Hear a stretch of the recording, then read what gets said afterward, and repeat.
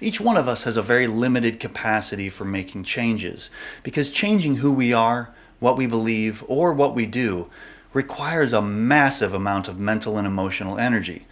And that's why it rarely happens. Now, everyday stressors, our use of technology, and consumption of media gobble up almost all of our time and attention these days, and put us in a state of being totally overwhelmed. As we become more overwhelmed, our capacity for change shrinks. It makes sense. And we have certainly seen this happen over the past few years because much of the media we are fed is broadcasting the following message. Your beliefs are under attack, your beliefs are under attack, your beliefs are under attack. So we go into a survival mode of sorts. In this survival mode, we don't really have any capacity for change. We just maintain who we are, what we currently believe, and what we are doing right now. And that's okay. We are allowed to be that way. We are allowed to just maintain. But how did we get here? How did things get so overwhelming? Well, I have a theory. Back in 2016, when President Trump got elected, it seemed to send out two powerful messages.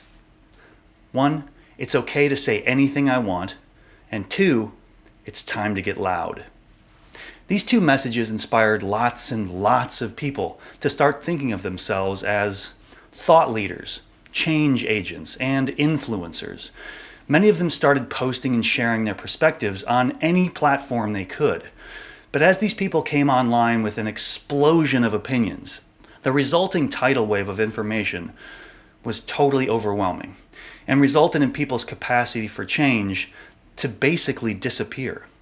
The internet is flooded now with a wide variety of people saying things like, you need to change and be more like me, think more like me, do the things that I do. This is happening at a time in history when virtually nobody has the mental and emotional energy, nor the time or attention to change. Ostensibly, everyone is in survival mode. It's pretty crazy to watch. But there are some things that you can try if you feel like you have the capacity. You can keep talking about and sharing what you believe in. That's great.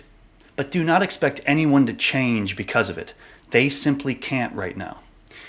You can listen without judgment. Just listen.